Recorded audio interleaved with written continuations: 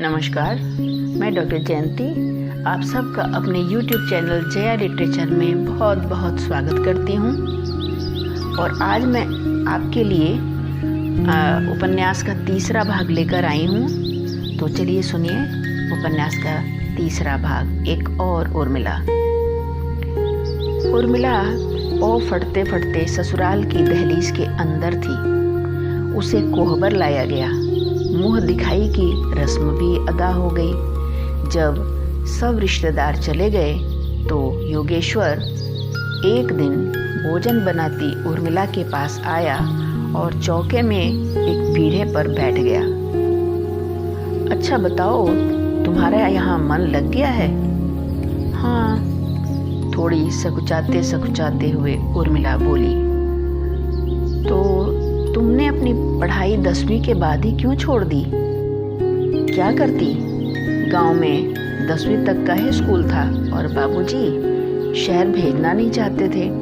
मेरे साथ की सभी लड़कियां घर ही बैठी हैं। अच्छा लाओ, ये मटर मैं छील देता हूँ। नहीं, आप क्यों तकलीफ करते हैं, मैं छील लूँगी। अरे लाओ दो, मैं खाली ही तो बैठा हूँ यहाँ।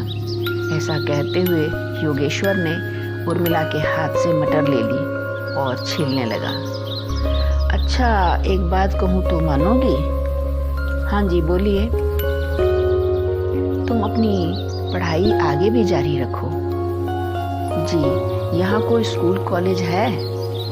देखो, यहाँ तो 8वीं तक का ही स्कूल है और शहर तो यहाँ से बहुत दूर है। रोज आना जाना भी नहीं हो सकेगा, पर तुम एक काम कर सकती हो। योगेश्वर बेटे जरा यहाँ आना। माँ की आवाज सुनकर योगेश्वर भागा हुआ माँ के पास पहुँच गया। थोड़ी देर में उर्मिला ने 2 थालियों में भोजन लगाकर माँ बेटे के सामने रख दिया तथा 2 लोटा पानी भी। घर के अन्य सदस्यों को भी खाना परोस के दे दिया और अपना खाना अपने कमरे में ही ले आई। योगेश्वर कमरे में आ गया और इधर उधर की बातें करने लगा। फिर से वही पढ़ाई की बातें करने लगा। हाँ, तो मैं क्या कह रहा था कि आगे की पढ़ाई तुम जारी रखना। हाँ जी, रखूंगी। अच्छा, खाने में क्या क्या बना लेती हो? जी, वही जो रोज खाते हैं सब बना लेती हूँ। अच्छी बात है।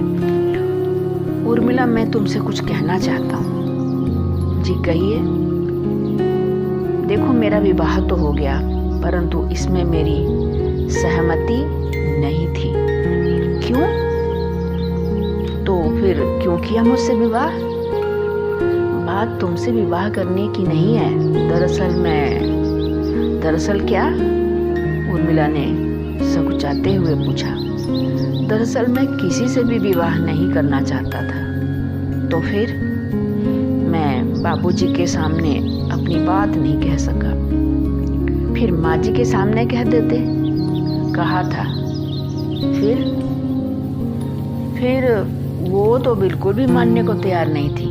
कहती थी, तुझे दूल्हा बनते देखना चाहती हूँ इसी जन्म में। फिर अब तो तुम ही से उम्मीद है। मैं क्या कर सकती हूँ जी? वही जो यशोधरा और उर्मिला ने किया था। मैं समझी नहीं। अच्छा, मैं समझाता हूँ। देखो उर्मिला, मैंने अपने जीवन के उद्देश्य कुछ अलग बना रखे हैं। अलग क्या? उर्मिला, मैंने तो निश्चय किया है कि अपना जीवन भारत माता के चरणों में अर्पण करूँगा और मैं तुमसे भी उम्मीद करता हूँ कि तुम मेरा सहयोग करोगी। थोड़ी रुक कर योगेश्वर ने कहना शुरू किया। मैं तुम्हें भी रोकूंगा नहीं। तुम जो करना चाहो कर सकती हो। यहाँ रहना चाहो यहाँ रहो, मायके रहना चाहो तो वहाँ भी रह सकती हो। बस मेरा भरोसा नहीं कि मैं कहाँ रहूँगा। उर्मिला हतप्रभ सी देखती रही, बोली कुछ नहीं। मन पर ऐसी बिजली गिरी थी कि अंदर तक झुलस गया था। स्वप्न में भी उर्मिला ने यह नहीं सोचा था कि जिन मंसूबों को लेकर, जिन खुशियों की तलाश में परिवार के जिस कल्पना को साकार रूप देने के लिए दोनों के घर वालों ने विवाह किया था वह ऐसे धराशायी हो जाए। ऐसे जीवन की कल्पना तो कोई लड़की नहीं करती, ना उर्मिला ने की थी। पर मन के किसी कोने से ये आवाज़ उठी कि योगेश्वर की यह सनक कुछ दिनों की होगी, बाद में ठंडी पड़ जाएगी। सो उर्मिला ने अपने मन से इन बातों को ज़्यादा गंभीरता से नहीं लिया। वह उठकर अपने काम में लग गई। योगेश्वर ने एक थैले में 2 जोड़े कपड़े डाले, अपने छोटी सी संदूकची में से माँ की तस्वीर एक कॉपी के अंदर संभाल कर रखी। सोती हुई माँ के चरण छुए और घर से बाहर निकल गया। रात अभी 1 पहर शेष थी। आसमान में चांदनी अपनी ढलान पर थी। तारे ऐसे लग रहे थे जैसे रात भर ड्यूटी करके थक गए हों और अब किसी भी वक्त बिस्तर पर गिर के सो जाएंगे। हवा ठंडी ठंडी चल रही थी। गली के कुत्ते योगेश्वर के कदमों की आहट को सुनकर पहले तो थोड़ा भौंके, पर शायद उन्हें यह एहसास हो गया था कि यह अजनबी नहीं है, तो चुप हो गए थे। द्वार पर बंधी हुई गाय कुछ ज्यादा ही चहलकदमी कर रही थी। शायद उसे मच्छर परेशान कर रहे थे। पास में खूंटे से बंधा बछड़ा जोर लगाकर पगहा तुड़वाने की कोशिश कर रहा था। उसका बस चलता तो कभी का खूंटे से भागकर अपनी माँ के थनों से जा लगता और सारा दूध पी जाता। सुबह के लगभग 4 बजे थे। गांव के पुजारी ने प्रभात फेरी की तैयारी कर ली थी।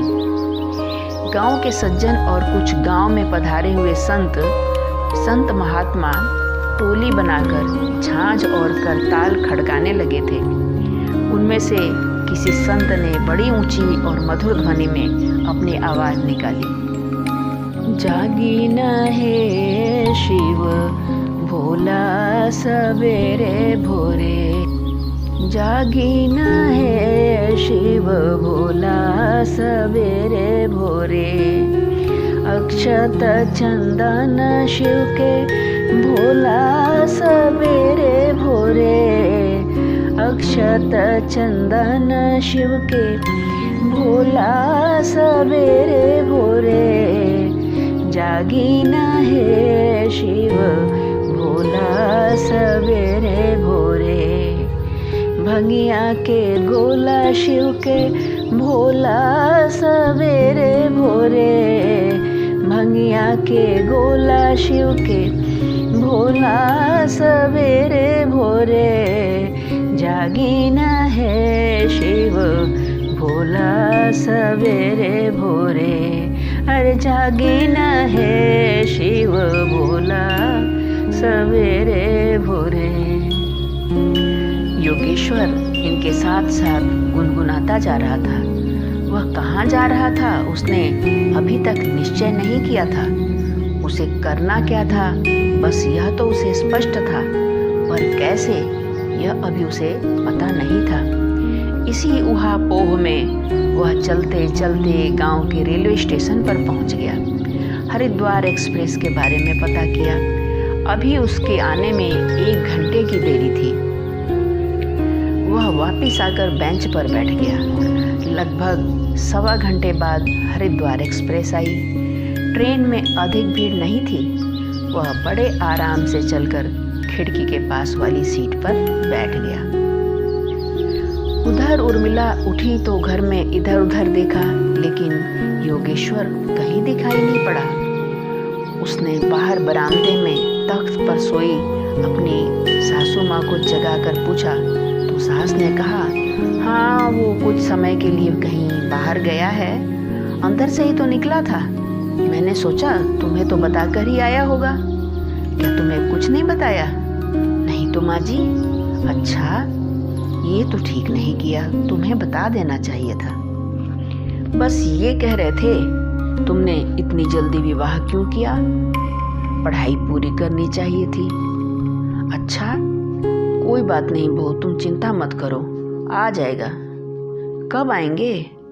ये तो मुझे भी नहीं बताया। कह रहा था चिंता मत करना, जहाँ रहूँगा ठीक रहूँगा। ओह, उर्मिला सिर पकड़कर वहीं धड़ाम से बैठ गई। शायद उसे चक्कर आ गया था। सासू माँ उठी और बड़ी मुश्किल से उर्मिला को उसके कमरे तक पहुँचाया।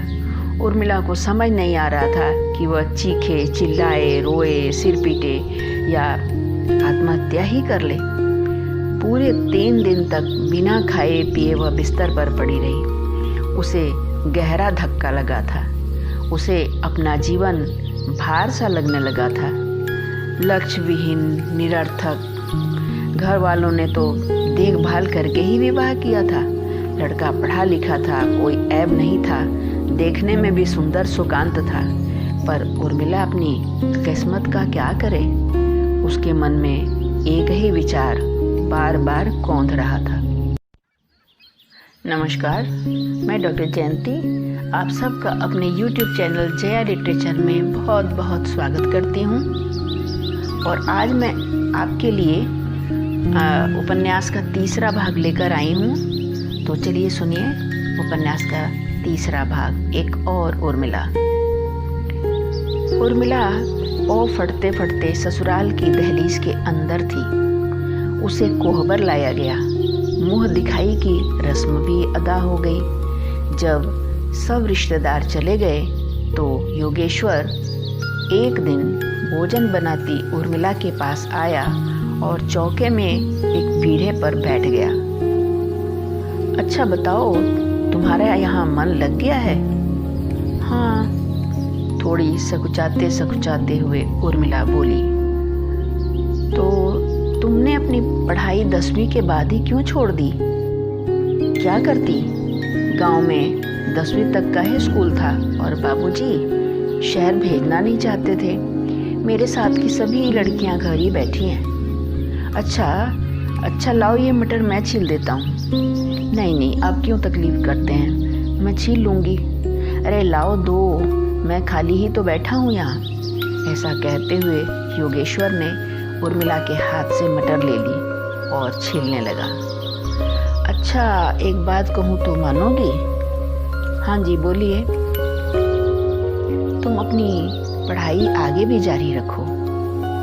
जी, यहाँ कोई स्कूल कॉलेज है? देखो, यहाँ तो 8वीं तक का ही स्कूल है और शहर तो यहाँ से बहुत दूर है। रोज आना जाना भी नहीं हो सकेगा, पर तुम एक काम कर सकती हो। योगेश्वर बेटे जरा यहाँ आना। माँ की आवाज़ सुनकर योगेश्वर भागा हुआ माँ के पास पहुँच गया। थोड़ी देर में उर्मिला ने 2 थालियों में भोजन लगाकर माँ बेटे के सामने रख दिया तथा 2 लोटा पानी भी। घर के अन्य सदस्यों को भी खाना परोस के दे दिया और अपना खाना अपने कमरे में ही ले आई। योगेश्वर कमरे में आ गया और इधर उधर की बातें करने लगा। फिर से वही पढ़ाई की बातें करने लगा। हाँ, तो मैं क्या कह रहा था कि आगे की पढ़ाई तुम जारी रखना। हाँ जी, रखूँगी। अच्छा, खाने में क्या क्या बना लेती हो? जी, वही जो रोज खाते हैं सब बना लेती हूँ। अच्छी बात है। उर्मिला, मैं तुमसे कुछ कहना चाहता हूँ। जी, कहिए। देखो, मेरा विवाह तो हो गया, परंतु इसमें मेरी सहमति नहीं थी। क्यों? तो फिर क्यों किया मुझसे विवाह? बात तुमसे विवाह करने की नहीं है। दरअसल क्या? उर्मिला ने सकुचाते हुए पूछा। दरअसल मैं किसी से भी विवाह नहीं करना चाहता था। तो फिर? मैं बाबूजी के सामने अपनी बात नहीं कह सका। फिर माँ जी के सामने कह देते, कहा था। फिर वो तो बिल्कुल भी मानने को तैयार नहीं थी। कहती थी, तुझे दूल्हा बनते देखना चाहती हूँ इसी जन्म में। फिर अब तो तुम ही से उम्मीद है। मैं क्या कर सकती हूँ जी? वही जो यशोधरा और उर्मिला ने किया था। मैं समझी नहीं। अच्छा, मैं समझाता हूँ। देखो उर्मिला, मैंने अपने जीवन के उद्देश्य कुछ अलग बना रखे हैं। अलग क्या? उर्मिला, मैंने तो निश्चय किया है कि अपना जीवन भारत माता के चरणों में अर्पण करूंगा, और मैं तुमसे भी उम्मीद करता हूँ कि तुम मेरा सहयोग करोगी। थोड़ी रुक कर योगेश्वर ने कहना शुरू किया, मैं तुम्हें भी रोकूंगा नहीं। तुम जो करना चाहो कर सकती हो। यहाँ रहना चाहो यहाँ रहो, मायके रहना चाहो तो वहाँ भी रह सकती हो। बस मेरा भरोसा नहीं कि मैं कहाँ रहूँगा। उर्मिला हतप्रभ सी देखती रही, बोली कुछ नहीं। मन पर ऐसी बिजली गिरी थी कि अंदर तक झुलस गया था। स्वप्न में भी उर्मिला ने यह नहीं सोचा था कि जिन मंसूबों को लेकर, जिन खुशियों की तलाश में परिवार के जिस कल्पना को साकार रूप देने के लिए दोनों के घर वालों ने विवाह किया था, वह ऐसे धराशायी हो जाए। ऐसे जीवन की कल्पना तो कोई लड़की नहीं करती, ना उर्मिला ने की थी। पर मन के किसी कोने से ये आवाज़ उठी कि योगेश्वर की यह सनक कुछ दिनों की होगी, बाद में ठंडी पड़ जाएगी। सो उर्मिला ने अपने मन से इन बातों को ज़्यादा गंभीरता से नहीं लिया। वह उठकर अपने काम में लग गई। योगेश्वर ने एक थैले में 2 जोड़े कपड़े डाले। अपने छोटी सी संदूकची में से माँ की तस्वीर एक कॉपी के अंदर संभाल कर रखी। सोती हुई माँ के चरण छुए और घर से बाहर निकल गया। रात अभी 1 पहर शेष थी। आसमान में चांदनी अपनी ढलान पर थी। तारे ऐसे लग रहे थे जैसे रात भर ड्यूटी करके थक गए हों और अब किसी भी वक्त बिस्तर पर गिर के सो जाएंगे। हवा ठंडी ठंडी चल रही थी। गली के कुत्ते योगेश्वर के कदमों की आहट को सुनकर पहले तो थोड़ा भौंके, पर शायद उन्हें यह एहसास हो गया था कि यह अजनबी नहीं है, तो चुप हो गए थे। द्वार पर बंधी हुई गाय कुछ ज्यादा ही चहलकदमी कर रही थी। शायद उसे मच्छर परेशान कर रहे थे। पास में खूंटे से बंधा बछड़ा जोर लगाकर पगहा तुड़वाने की कोशिश कर रहा था। उसका वश चलता तो कभी का खूंटे से भागकर अपनी माँ के थनों से जा लगता और सारा दूध पी जाता। सुबह के लगभग 4 बजे थे। गांव के पुजारी ने प्रभात फेरी की तैयारी कर ली थी। गांव के सज्जन और कुछ गांव में पधारे हुए संत महात्मा टोली बनाकर झांझ और करताल खड़काने लगे थे। उनमें से किसी संत ने बड़ी ऊंची और मधुर ध्वनि में अपनी आवाज निकाली, जागी न है शिव भोला सवेरे भोरे, जागी न है शिव भोला सवेरे भोरे। अक्षत चंदन शिव के भोला सवेरे भोरे, अक्षत चंदन शिव के भोला सवेरे भोरे। जागी न है शिव भोला सवेरे भोरे। भंगिया के गोला शिव के भोला सवेरे भोरे, भंगिया के गोला शिव के भोला सवेरे भोरे। जागी न है शिव भोला सवेरे भोरे, अरे जागी न है शिव भोला सवेरे भोरे। योगेश्वर इनके साथ साथ गुनगुनाता जा रहा था। वह कहाँ जा रहा था उसने अभी तक निश्चय नहीं किया था। उसे करना क्या था बस यह तो उसे स्पष्ट था, पर कैसे यह अभी उसे पता नहीं था। इसी ऊहापोह में वह चलते चलते गांव के रेलवे स्टेशन पर पहुंच गया। हरिद्वार एक्सप्रेस के बारे में पता किया। अभी उसके आने में 1 घंटे की देरी थी। वह वापस आकर बेंच पर बैठ गया। लगभग 1.25 घंटे बाद हरिद्वार एक्सप्रेस आई। ट्रेन में अधिक भीड़ नहीं थी। वह बड़े आराम से चलकर खिड़की के पास वाली सीट पर बैठ गया। उधर उर्मिला उठी तो घर में इधर उधर देखा, लेकिन योगेश्वर कहीं दिखाई नहीं पड़ा। उसने बाहर बरामदे में तख्त पर सोई अपनी सासू माँ को जगाकर पूछा तो सास ने कहा, हाँ वो कुछ समय के लिए कहीं बाहर गया है, अंदर से ही तो निकला था। मैंने सोचा तुम्हें तो बताकर ही आया होगा। क्या तुम्हें कुछ नहीं बताया? नहीं तो माँ जी। अच्छा, ये तो ठीक नहीं किया, तुम्हें बता देना चाहिए था। बस ये कह रहे थे, तुमने इतनी जल्दी विवाह क्यों किया? पढ़ाई पूरी करनी चाहिए थी।